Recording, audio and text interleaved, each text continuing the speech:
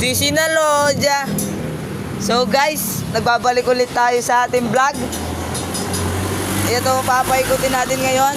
Brucey Macho, TC150, Di Sinaloja. Ito yung chain adjuster niya guys, CNC with bola, ball race. Tapos rayos, kalawangan. Ano to guys, sa China concept. Ito yung mayari. Shoutout sa'yo kaibigan.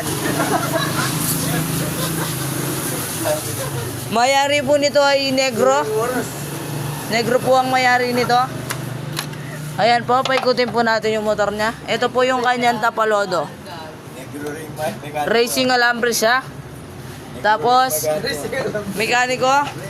Galing pang Indonesia yan, dinayo pa yan.